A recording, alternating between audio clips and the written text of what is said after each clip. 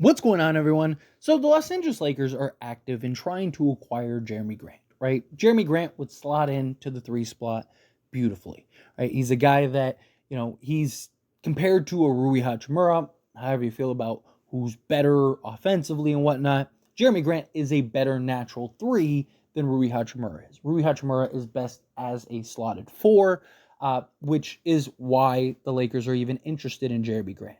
Jerami Grant's versatility on both sides of the basketball. He's just more versatile on both sides, period, as far as like actions and sets you can run, because he's just better laterally, get to the basket. He's one of the better drawing contact players in the league at his position. So he's a guy that can knock down free throws, get to the foul line, right, which is very good, especially on the Lakers, team that is last few years taken free throws, right? So he just slots in and fits very nicely. But there are questions and concerns, right? Obviously, the draft pick situation. He's not worth giving up 2 firsts for, especially if you're giving up Rui Hachimura. Another thing is his age and his contract, right? The type of deal that you would have to make to match the salaries, because it's not just Rui Hachimura. You have to take him on, and then he's making $30+ million for the next 4 years, all the way till he's 34, and it's like, is that really what's best for the Lakers, right? So a lot of questions, kind of these pros and cons that the Lakers, and of course Laker fans, are all kind of weighing in regards to trading for Jerami Grant. But there is still a guy out there that basically solves most of the things that we want. He's not as established as Jerami Grant is currently, but he's very young. He's proven in the sense of being a legit 3-and-D style forward. Could easily be our starting 3 if we wanted to, and a piece that would help for now and the future. And that's Isaac Okoro. Now, here's the problem. 2 problems, really. One, he's a restricted free agent, which means if the Lakers went and offered him a vet minimum deal, which they can't right now because they have to make a trade in order to free up roster spots, but let's say that they wanted, let's say they were able, let's say they went and got, a Jerami Grant trade even, right? And you're like, hey, we need to fill out roster spot. Let's go get Okoro, right? Let's go offer him a contract. Well, the fact that he's a restricted free agent, Cleveland Cavaliers easily could just match it for a vet minimum. Boom, and you're good, right?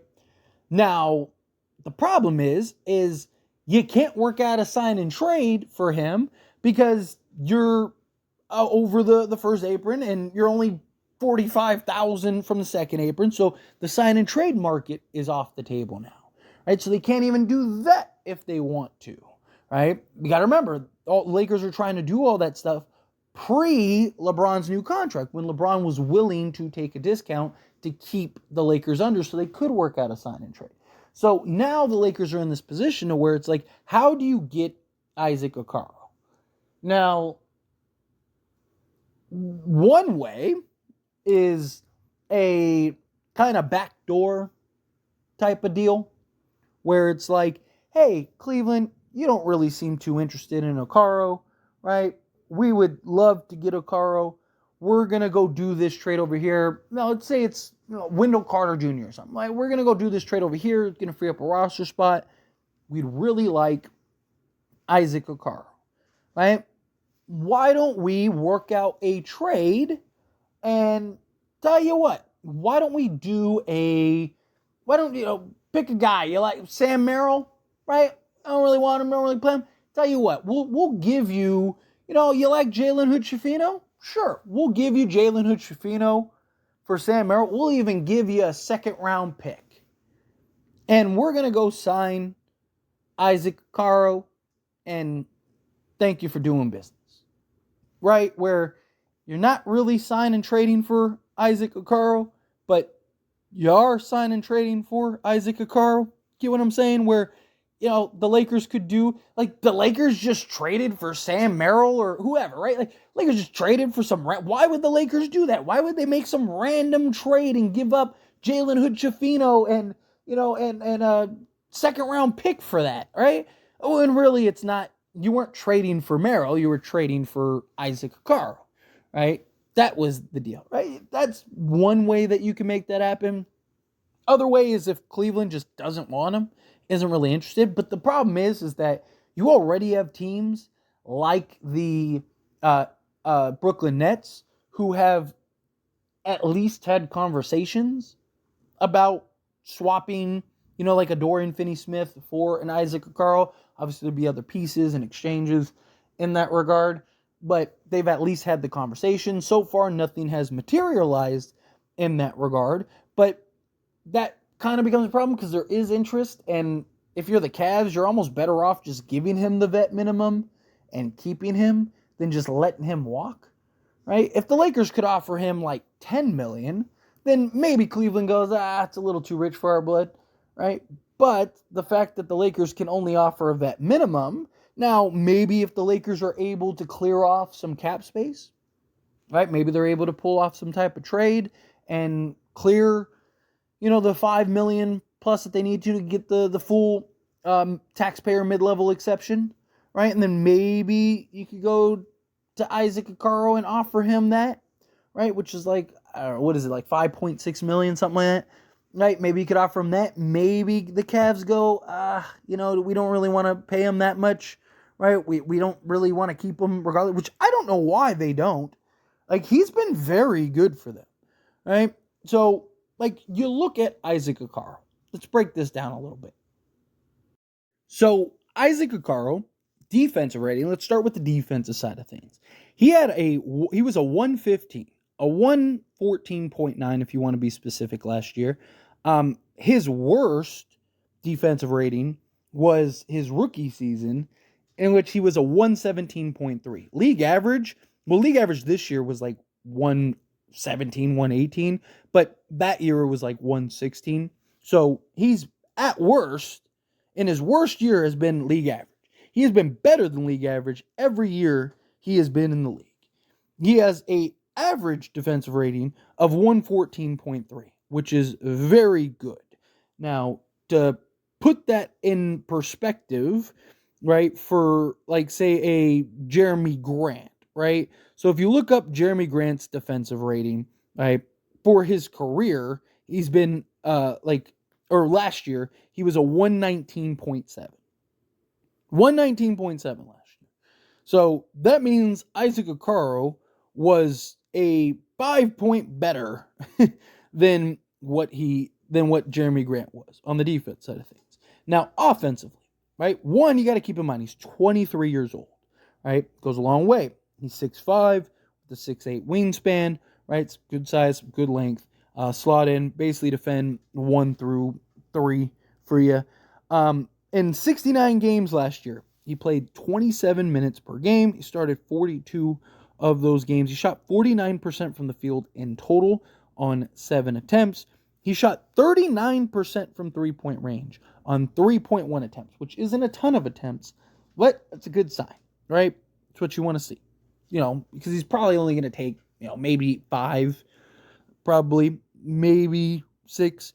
But from 2-point range, shot 57%, had an EFG of 57.7%. He averaged 9.4 points, 3 rebounds, 1.9 assists, a steal, and half a block.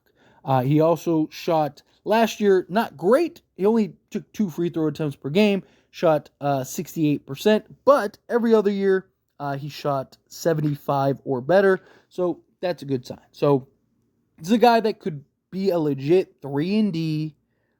Again, he's not 6'8" or anything like that, but again, he's excellent defensively. He's young, he's talented, got upside, and go get you 10 points a game, defend 1 through 3, knock down the consistent 3-ball. I mean, the guy does everything that you'd be looking for in that regard.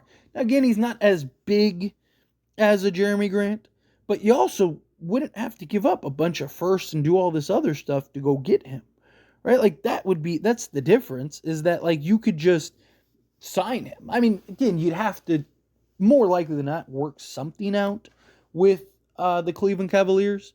Kind of, again, backdoor spit and handshake type deal, where it's like I said, you do something, trade for Sam Merrill or something. But I don't know, if you could pull it off, I think you do it, right? Like, I think you at least, I mean, worst case scenario, you make an offer on him. If the Cavs match it, the Cavs match it. It's like, who else are you going to get that's better? Like, the free agency market is not great. And if the Lakers do pull off a trade and end up freeing up some roster spots, you're going to need guys cheap.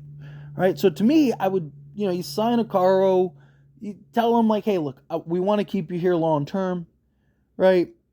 Sign him, or you just sign him to the vet minimum, or not the vet minimum, the taxpayer mid-level, and you go that route. You try to convince him to stay long term. Because the problem is, if he balls out, probably just leaves for greener pastures or more money or something.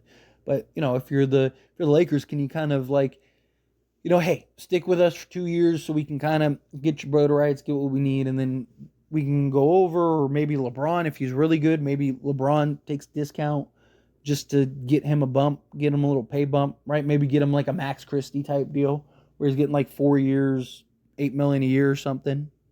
Right? That'd be nice, especially if you can get like cheap type of guys. But again, he's 6'5", 6'6", 6'8" wingspan, versatile. You could do worse, in my opinion. But anyway, as always, this is a discussion. I pass a question on you. Let me know your thoughts and opinions down in the comments below. What do you think? How do you feel? What are your thoughts? Do you like the idea of Isaac Okoro? Do you think, yes, go get him? Do you think, no, stay away from him? Not worth it. Even if you make an offer, they're just going to match. Again, how do you feel? Whatever your thoughts are. Love to hear it. So let me know down in the comments below. That being said, if you haven't liked this video, hit that like button. It helps me a lot. So we enjoy these types of videos, and I truly appreciate it. Not subscribe to the channel, hit that subscribe button. Turn on the bell notifications. Appreciate y'all. See you in the next one. Thank you.